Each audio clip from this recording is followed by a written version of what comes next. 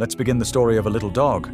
But be warned, you might find yourself laughing a lot, so make sure you have enough energy. And yes, if you're emotional like me, you might even shed a tear or two. So, it's a good idea to keep some tissues handy. Now, let's start the story. This little dog's name is Reggie. He loves his owner, Doug, very much. But Doug can't stand the sight of him. Reggie is completely unaware of this. He believes that Doug loves him just as much. Doug never wanted to keep Reggie. However, one day his girlfriend saw Reggie at a pet store, fell in love with him, and insisted on keeping him. Forced to grant his girlfriend's wish, Doug kept Reggie. One day, Reggie becomes the reason for Doug's breakup with his girlfriend. While Doug was talking to her, Reggie walked in from the next room, carrying another woman's underwear. Doug's girlfriend immediately realized that he was cheating on her. And so, she broke up with him and left. Although the girlfriend left, Reggie remained with Doug. Now Doug absolutely despised dogs. He would constantly ignore and curse at Reggie, calling him names like bastard or scoundrel. Amidst this, Doug's landlord served him an eviction notice. While packing his things and talking on the phone, Reggie, playing with his ball, accidentally broke Doug's bong. Enraged, Doug decided it was time to get rid of Reggie for good by abandoning him far away. Doug drove Reggie a short distance away, threw a ball far into the distance, and told him to fetch. As soon as Reggie ran for the ball, Doug drove off, thinking Reggie would never find his way back. But the little dog thought it was a game. He found the ball and returned home. Seeing Reggie back, Doug grew even more frustrated. The next day, he took him even farther away and abandoned him in the same manner. But once again, Reggie returned with the ball. After several failed attempts, Doug decided to take him completely out of the city. Doug drove Reggie several hundred kilometers away to another city. There, in the middle of a street, he abandoned him under the pretense of playing fetch. The simple-minded Reggie thought Doug was giving him a tough challenge because he loved him, believing that true love is never easy. He had no idea that Doug was trying to get rid of him. After Doug fled, Reggie lost his way while searching for the ball. Evening fell as he wandered around. Exhausted, he sat down to rest. After a while, he started walking again, only to be stopped by two large dogs. They were like the local thugs. They started intimidating Reggie and snatched his ball away. Unafraid, Reggie asked them, "Do you know the way to Doug's house?" Just then, the shadow of a huge dog appeared from a distance, and its booming voice scared the two bullies. When the dog emerged from the shadows, they saw it was actually a very small dog named Bug. The bullies started laughing at him, but Bug began talking so relentlessly that their ears started to hurt. Annoyed and overwhelmed, they ran away. Bug walked up to Reggie and said, "See that? I have my ways of getting rid of them." Reggie replied, "But they took my tennis ball." "Forget the tennis ball, you'll get another one. Come with me," Bug said. As they walked, Bug introduced himself and asked for Reggie's name. Reggie replied, "My name is Bastard." Bug, surprised, asked, "Bastard? What kind of a name is that?"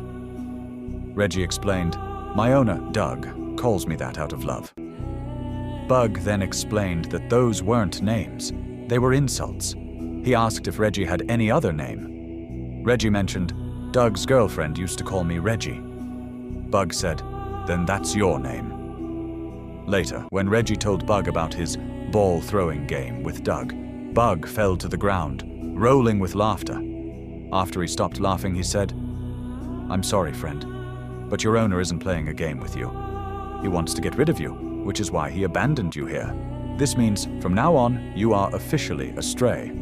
But don't worry, being a stray is much better than living with an owner like that." "I'll be your guide," said Bug. "I'm 3 years old. How old are you?" Reggie replied that he was 2. "No problem, you can learn." Bug said, "Come on, let me teach you a few rules."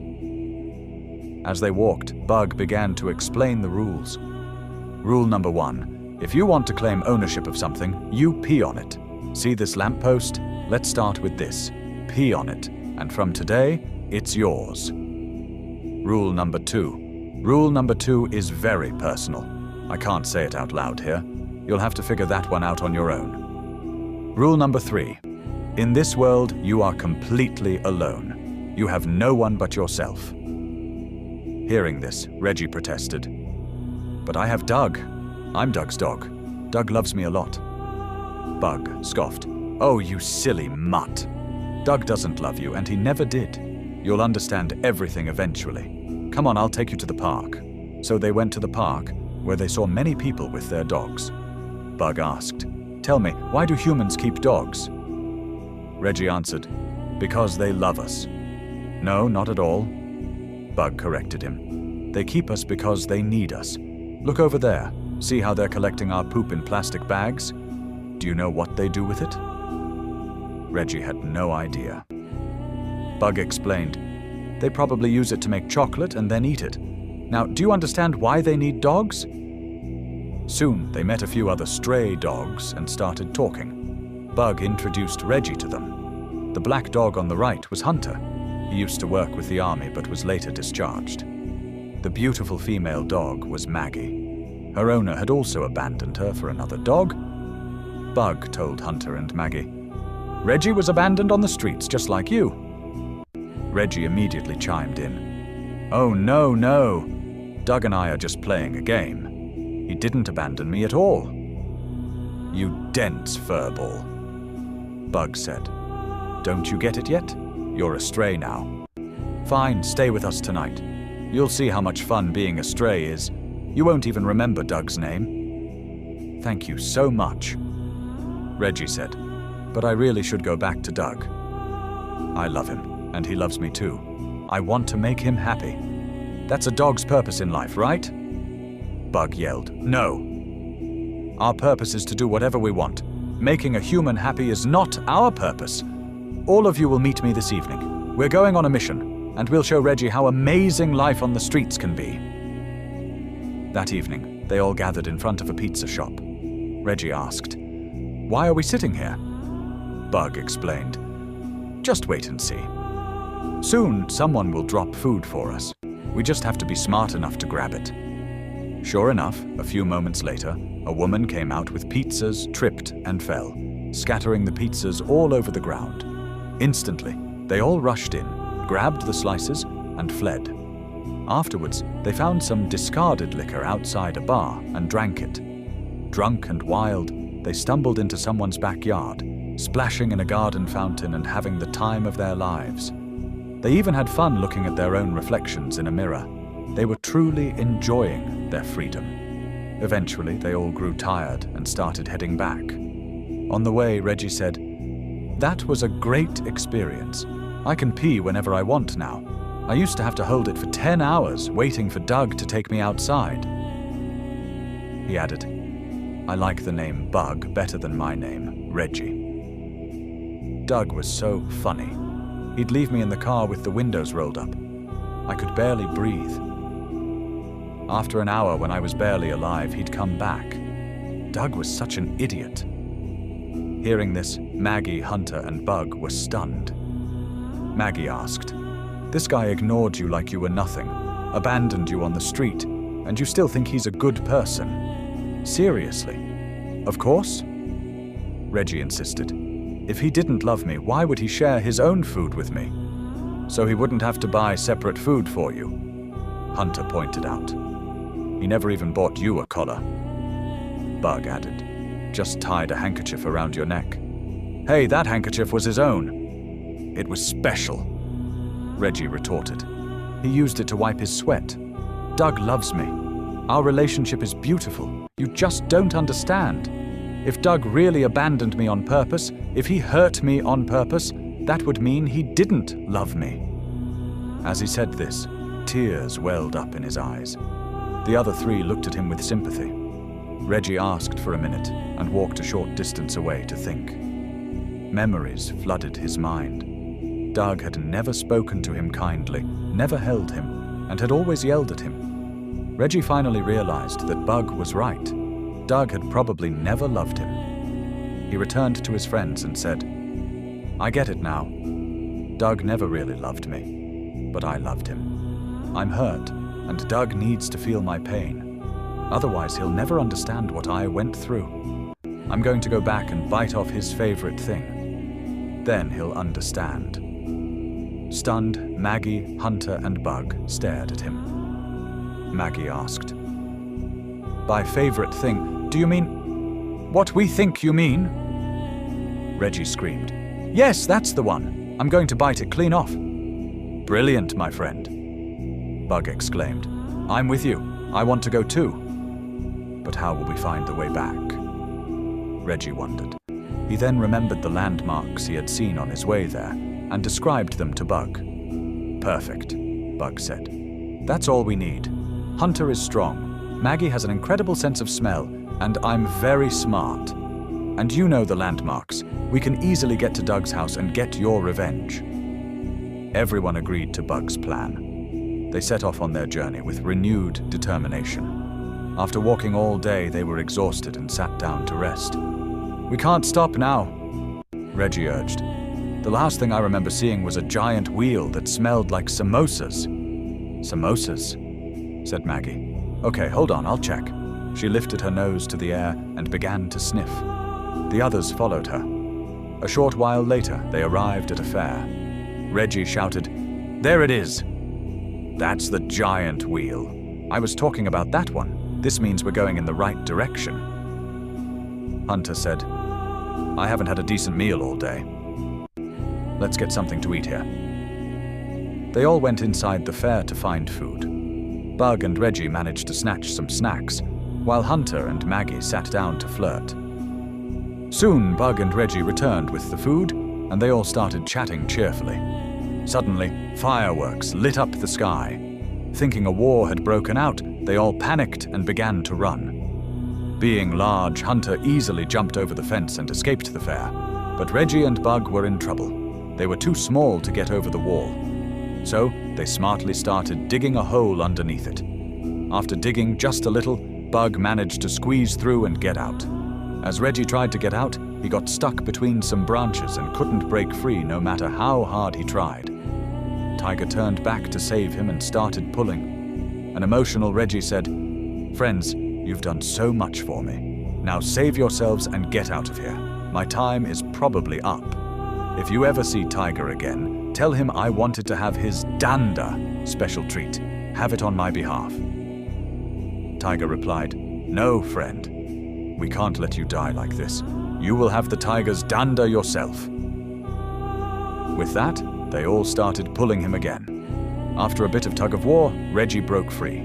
They all ran far away from that spot. Once they were safe, Reggie said, "Friends, I will be eternally grateful to you.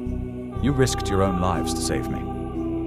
Tiger responded, "I believe if you were in my place, you would have done the same. Because we are great friends, aren't we?" Then Reggie said, "In that case, let's pee on each other. Remember rule number 1, whatever I pee on becomes mine. So if we pee on each other, we'll belong to each other." Everyone loved this idea. So they immediately formed a circle and started peeing on one another. Hunter exclaimed, "From today, we are BFFs, best friends forever." But Tiger corrected him, No, not BFF, we're PFF, Pee friends forever."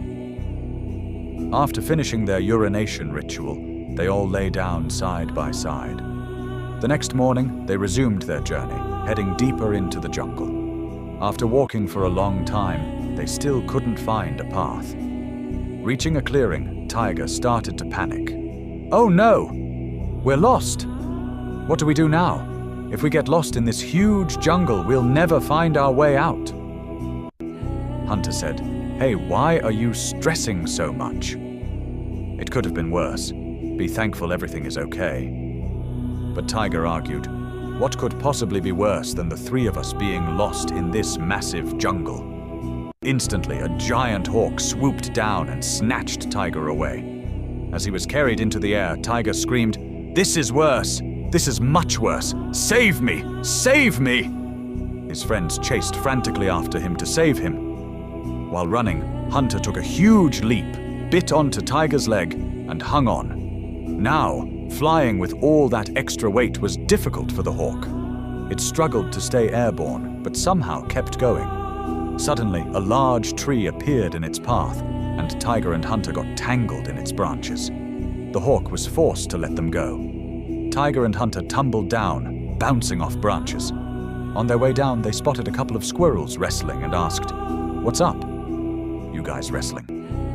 Finally, they landed on a patch of grass. Tiger panted, "Phew! We escaped the jaws of death. I learned something new about life today. Birds don't really have penises, or if they do, they're probably inside their bodies.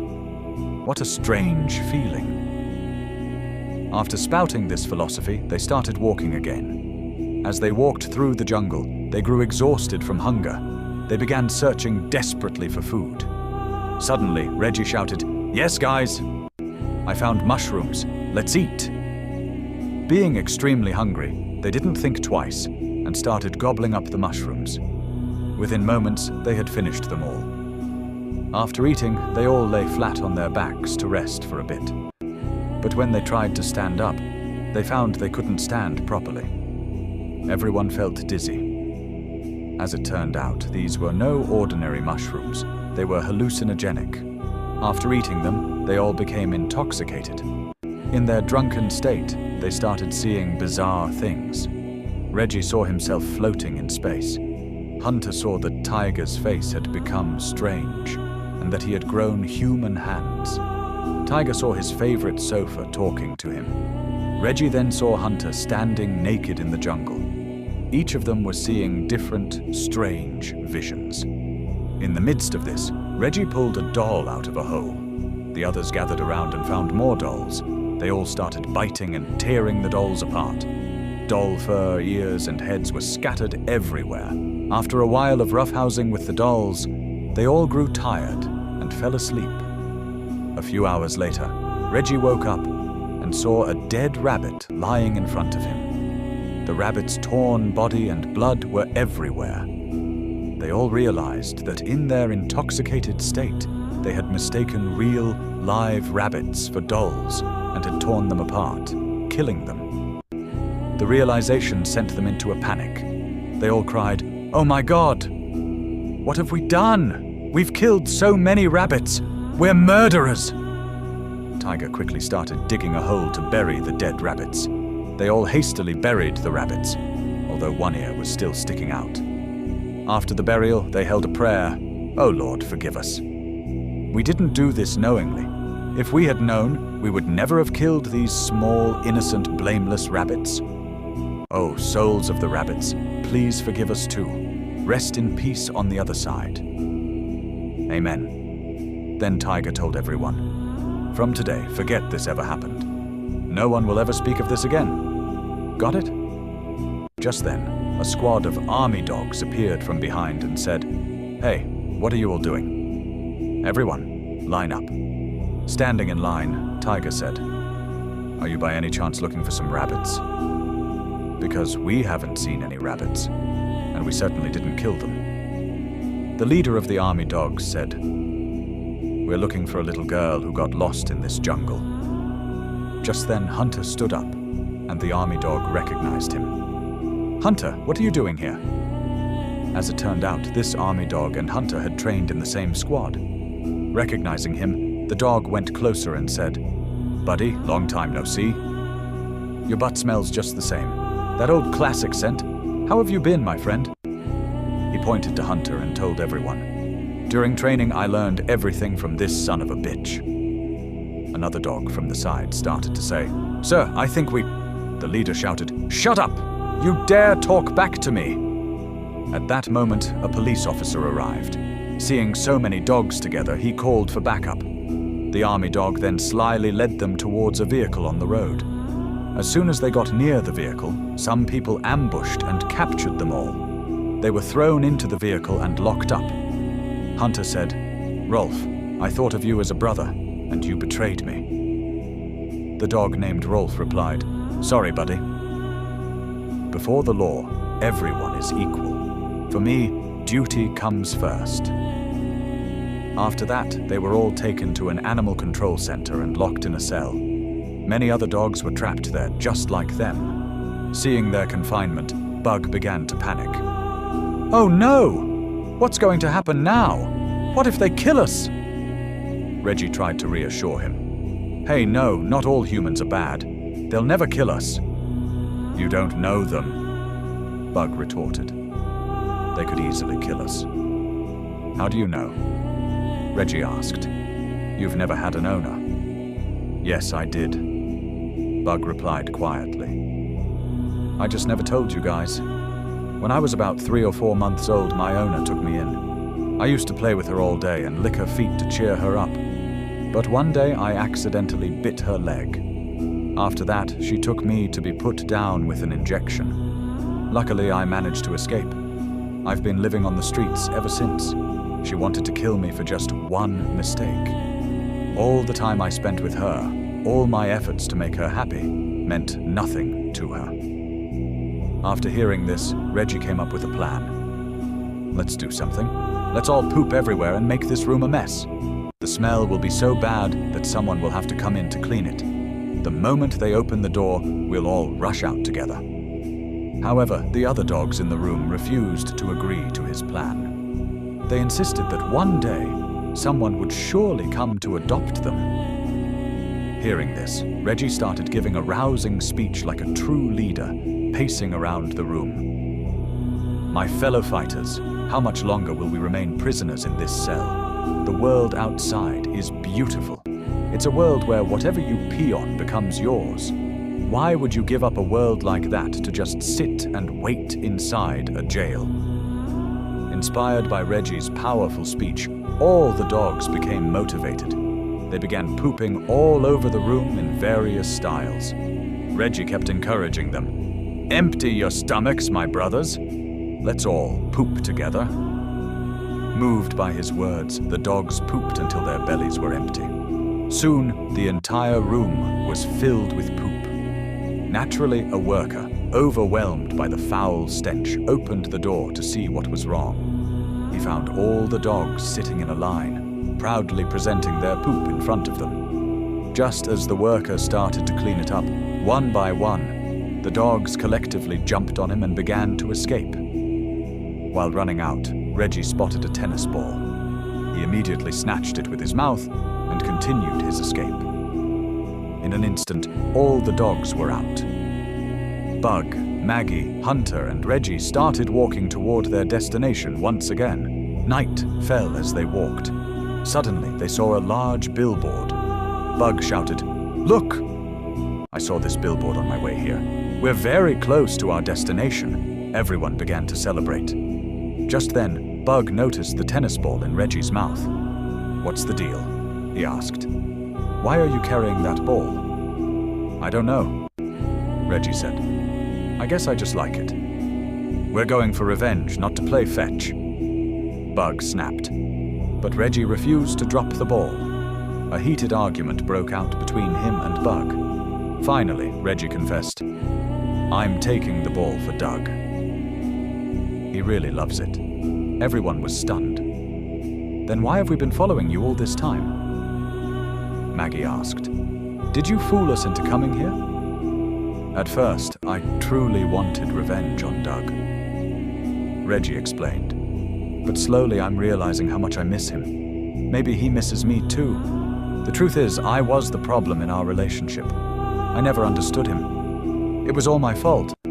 I thought if I returned with the ball, maybe Doug would forget everything and love me again." Bug exploded in anger. "I can't believe it! I risked my life to come here for an idiot like you." Then Reggie says, "You didn't do this for me. You did it for yourself, to satisfy your own ego and to get revenge for your pent-up anger towards me." Enraged, Bug growls, "If you say that name one more time, I'll eat you alive." But Reggie continues, "My owner abandoned me because you bit her. The problem was you. Look, the only difference between you and me is that you never had a chance to fix your relationship. I still do, and I don't want to lose it. I believe that if I go back, Doug will definitely love me." Furious, Bug grabs Reggie's scarf, bites it, and pees all over it. Stupid dogs like you deserve an owner like that. He yells, "Go back to him!" Without another word, Reggie takes his ball in his mouth and runs away. Maggie, Hunter, and Bug start heading back to the city. On the way, Hunter says, "We can't just leave Reggie like that." "We didn't leave him." Bug replies, "He left us." Saying this, he walks alone into the forest. But being alone, he starts to get scared. To give himself courage, he mutters, "I'm fine on my own. Nothing will happen to me. I'm 3 years old, I'm not afraid of anyone. I don't need anyone." Just then he sees a little girl approaching, wanting to pet him. He tells himself, "No, control, stay away from little girls like her." But he can't hold himself back. He goes to the girl and starts to affectionately lick her. Suddenly, he remembers the army dogs who were searching the forest for a lost little girl. He immediately starts shouting, "Found her!" "I found the girl." From the road, Hunter and Maggie hear Bugs shouting and run to him. Then all of them start shouting together. The army dog hears their cries too. As you know, a dog's sense of hearing is much better than a human's. The dog immediately brings the police to them. The police are overjoyed to find the girl. The army dog asks, "You've helped me a great deal. Tell me, how can I repay you?" Bug says, "Help us find my friend, Reggie." "How will I find him?" the army dog asks. Just then, Maggie remembers the scarf. They run back to it. The army dog sniffs the scarf and says, "All I smell here is pee, and it's the pee of a tiny little mutt, not a proper dog." Hearing this, the tiger fell silent. Maggie quietly sniffed her handkerchief, trying to absorb her own scent. Her sense of smell was far stronger than most. Then the three of them set off again, searching. Meanwhile, she had almost reached the house. Before entering, she sat down and practiced what she would say to Dak. She knew Dak wouldn't understand a word, only Vovi might hear, but still she wanted to do her part. After finishing her practice, she returned to Dak's room. But to her shock, the room was empty. Everything had been packed away. A wave of memories washed over her. Maybe Dak had left for good. Maybe she had lost him forever. She picked up a small ball and dug a hole in the front yard, hiding it there, like burying a memory she didn't want to forget. Then she entered the house again. And to her surprise, Dak was back. He had only gone outside for a while. Seeing him, her face lit up with joy. She began to say all the words she had practiced, one by one. "Dak, I know you won't understand what I'm saying, but I missed you so much. There were so many flaws in our relationship, and most of them were mine. I tried my best. I thought if I loved you deeply enough, maybe someday you'd love me too. But now, when I look into your eyes, I see nothing. Even after coming all this way, you're not happy at all. So the tiger was right. You never loved me." "Fine, I don't need you either. I'm going back to my friends." Saying this, Reggie turned to leave. Just then, Doug came in, carrying a big stick, and blocked Reggie's way. His eyes burned with anger. "You deserve to die," he shouted. "My girlfriend left me because of you. You broke my favor. You broke my favorite bong. You've tormented me over and over again. Today, I'll end this once and for all." Right then, Hunter barged in with Badger, and that's where the real chaos began. Everyone jumped on Doug. Doc tried to fight, but he couldn't handle Doug alone. Then Reggie, truly furious, bit Doug with all his strength. He tore the place apart. In the middle of the scuffle, fire broke out. The flames spread quickly, and the house began to collapse. Finally, after knocking Doug down, everyone managed to escape the burning house. That's how the four friends returned to the streets once again. A few days later, Maggie was recruited into the police K9 squad. The tiger was adopted by a kind girl. Hunter was brought into the police therapy dog unit. And Reggie? He stayed on the streets. But this time, Reggie wasn't alone. He began helping new street dogs, teaching them the same rules and wisdom that the tiger had once taught him. And that is how the story ends. If you liked this story, make sure to turn and subscribe to our channel for more amazing videos like this one.